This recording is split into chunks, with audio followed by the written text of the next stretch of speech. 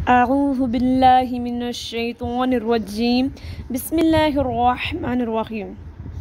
वाजिबुल एहतराम अस्सलामु अलैकुम रहमतुल्लाहि व बरकातुहू। उम्मीद करती हूँ आप सब खैरियत आफ़ियत के साथ होंगे। आज का हमारा टॉपिक जिसमें हम गुस्ल की इक़साम में गुस्ल जनाबत, मख़सूस अयाम का गुस्ल और आम अयाम का गुस्ल, इनके मतलब बात करेंगे। उससे माक़बल मेरी मुअज़्ज़ज़ सामिआत, आपको के लिए ये जानना ज़रूरी है कि जनाबत, मख़सूस अयाम, आम अयाम किसे कहते हैं। जनाबत असल में निजासत हुक्मन, ऐसी निजासत जो हुक्मी हो। अब निजासत हुक्मी किसे कहते हैं? ऐसी नापाकी जिसको ना आप अपनी आँखों से देख सकते हो, ना छू सकते हो, ना इसकी अपनी कोई बू वगैरह हो। मिसाल देख लीजिए, जैसे कि बेवज़ूपन। अब आप बताइए कि अगर बावज़ू शख्स और बेवज़ू दोनों को सामने खड़ा कर दिया जाए, क्या आप इन दोनों में मुवाज़ना कर सकते हैं? कौन बावज़ू है, बेवज़ू है? क्या आप उनकी बू से उनका मुवाज़ना करेंगे कि बावज़ू जो है उससे महक आ रही है, बेवज़ू से आपको बू आ रही है, या उनके रंगत से मुवाज़ना करेंगे? ऐसा कुछ भी नहीं है। तो इसी तरह जब इंसान पर गुस्ल वाजिब हो जाता है, जो इस तरह के जिस्मानी ताल्लुक़ कायम हो, या रात को सोते वक्त एहतलाम वगैरह हो गया, तो इस तरह से एक निजासत, नापाकी तारी हो जाती है, जिसको जनाबत से ताबीर करते हैं। और इस जनाबत को दूर करने के लिए जो गुस्ल किया जाता है, इसको गुस्ल जनाबत कहा जाता है। इस तरह बात आपके इल्म में आ गई कि गुस्ल जनाबत कहते किसे हैं। अब दूसरा कि मख़सूस अयाम का गुस्ल। अब ये मख़सूस अयाम क्या होते हैं? ये ख़वातीन की ऐसी हालत, यानी हैज़, नफास, इस्तिहाज़ा, जो ख़वातीन पर इस पर नजासत तारी हो जाए ऐसी हालत पर, और ये आर्ज़ी तौर पर मख़सूस मिद्दत के लिए ये जो नापाकी तारी होती है, इसे क्या कहते हैं? मख़सूस अयाम। और जब ये मख़सूस अयाम ख़त्म हो जाएं, तो इनसे जो पाकी हासिल की जाती है, इसको मख़सूस अयाम का गुस्ल कहते हैं। यह है जो नफास से पाकी का गुस्ल कहते हैं। इस नापाकी को दूर करने के लिए, ये भी हुक्मन है, इस नापाकी को दूर करने के लिए जो गुस्ल किया जाता है उसे हैज़ व नफास, इस्तिहाज़ा या मख़सूस अयाम का गुस्ल कहा जाता है। इसी तरह आम गुस्ल की बात की जाए तो उसके लिए नापाकी का तारी होना ज़रूरी नहीं है।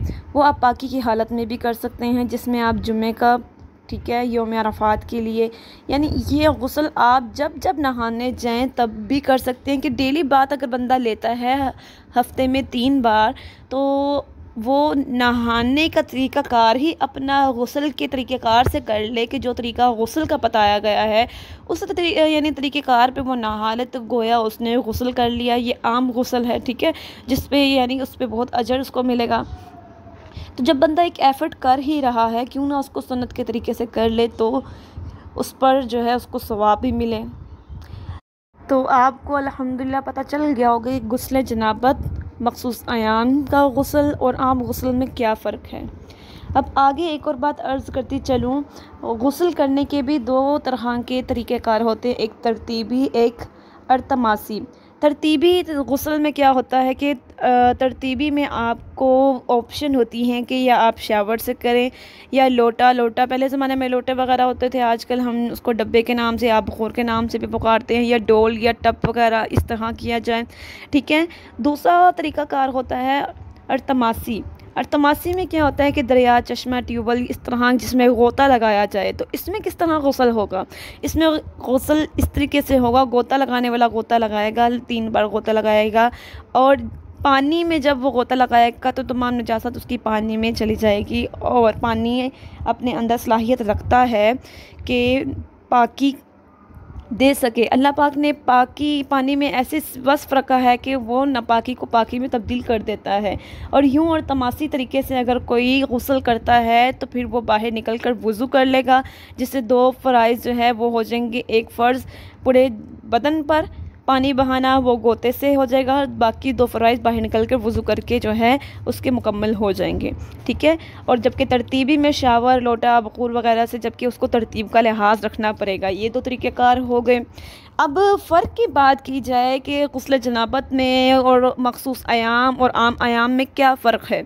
देखिएगा, गुस्ल जनाबत, गुस्ल मखसूस अयाम, आम अयाम, ठीक है, इनमें कोई ख़ास फ़र्क नहीं है, ठीक है। सिर्फ एक फ़र्क या छोटा सा फ़र्क जिसे कह लें, वो भी सिर्फ गुस्ल जनाबत में आता है, और वो क्या है। अव्वल कुली का, दोइम नाक में पानी बहाने का, और सबसे ज़्यादा जिसका तज़किरा किया जाता है उलमा के दरमियान अगर बहस मुबहस हो, वो है बालों को खोलकर या बांध कर। बालों को खोलकर या बांधकर, इसके मतलब अगर बात करूँ तो एक मरतबा का वाक़या जिसका मफ़हूम है हज़रत सलमा अलैहिस्सलाम। हज़रत सलमा अलैहिस्सलाम जो है रसूल पाक सल्लल्लाहु अलैहि वसल्लम की बारगाह में आई। मफ़हूमन क्या था उसका कि रसूल पाक सल्लल्लाहु अलैहि वसल्लम ने अर्ज़ की, या रसूलुल्लाह, क्या गुस्ल जनाबत की हालत में मैं अपने बालों को खोलकर गुस्ल करूँ या बांध कर, ठीक है। तो हज़रत सलमा अलैहिस्सलाम के सवाल पर आप सल्लल्लाहु अलैहि वसल्लम ने फरमाया कि तेरे लिए 3 चुल्लू भर पानी जो है बहा देना और सर के जड़ों पे पानी बहा दे लेना काफ़ी है। अब यहाँ पे छुट्टियों से मुराद कौन सी छुट्टियाँ थी? यहाँ पे छुट्टियों से मुराद वो छुट्टियाँ थी जब मेंढियाँ छोटी छोटी बनाई जाती हैं और जिनसे जो है काफ़ी वक्त जिन पर दरकार होता है, ऐसी छुट्टियों की बात की जा रही है कि इन पर चुल्लो 3 पानी बहा देना काफ़ी है। मगर अफजल तरीन क्या है कि पूरे सर पे पानी बहा दिया जाए। जब ऐसे सूरत हाल हो तो फिर सर पे पानी जरों तक बहा देना काफ़ी होता है। लेकिन इसी के बरअक्स हमें बहुत सी, यानी क्योंकि इख्तलाफ रहा है ना, तो इसके बरअक्स हमें एक और बात मिलती है कि हज़ूर पाक सल्लल्लाहु अलैहि वसल्लम ने हज़रत अली से फरमाया कि ए अली, गुस्ल जनाबत के वक़्त पानी अच्छे से बहाओ, मफ़हूम जिसका है कि तुम्हारे हर बाल के नीचे जनाबत है, ठीक है, कि गुस्ल जनाबत जब जिस पे वाजिब हो तो उसके हर बाल के नीचे जनाबत होती है। तो हज़रत अली ने जब हज़ूर पाक सल्लल्लाहु अलैहि वसल्लम का ये कौल सुना तो उन्होंने अपने बालों से दुश्मनी कर ली। तो उन्होंने अपने सर के सारे बाल मंडवा लिए, और इसी बात के खौफ से, क्योंकि आप सल्लल्लाहु अलैहि वसल्लम ने फरमाया कि अगर किसी के बाल के नीचे कोई जनाबत रहेगी तो उसका वो हिस्सा जहन्नम में फ़लाँ फ़लाँ वईद वगैरह का जिक्र किया गया, ठीक है। तो हज़रत अली ने इसी खौफ से कि मेरा जिस्म का कोई अज़ब जना यानी जहन्नम का ये जो है मुस्तहिक ना हो। और आपको पता है कि सहाबा कराम और ये जो बड़ी भरी आला शान हस्तियाँ होती हैं कि एक हुक्म सुनने की देर होती है उस पर फ़ौरी अमल कर लेते हैं कि कहीं हम इनमें ना हो जाएं। तो इसी तरह हज़रत अली का भी यही रद्द-ए-अमल था कि उन्होंने ये बात सुनी तो अपने सर को मंडवा लिया, ठीक है। तो इसी तरह जहाँ पे आपको यानी सर पे पानी बहाने के मुतल्लिक बातें मिलेंगी, उसके बरअक्स कि आपको रुख्सत भी मिलेगी। तो बेहतरीन इसका हल ये है कि हम जो छुट्टियाँ बनाते हैं ना 3 बल वाली, छोटी सी आसान सी जो 2 मिनट में खुल जाती हैं, तो हमें इन तमाम बातों से, जहाँ पे 2 ऑपोजिट बातें भी आ रही हैं, ये बात भी है वो बात भी है, तो कुछ बातें वक्त के यानी वक्त के मुनासबत से की जाती हैं कि उस वक्त जो सहाबिया आई थी उन्होंने अपनी मुश्किल को पेश किया जो कि मीडिया उनकी बनी थी, तो आपने फरमाया 3 चुल्लू बहा लें। उसी के मुकाबिल आप सल्लल्लाहु अलैहि वसल्लम ने फरमाया कि नहीं, हर बाल के नीचे जनाबत है। तो बेहतरीन इसका हल ये है कि हम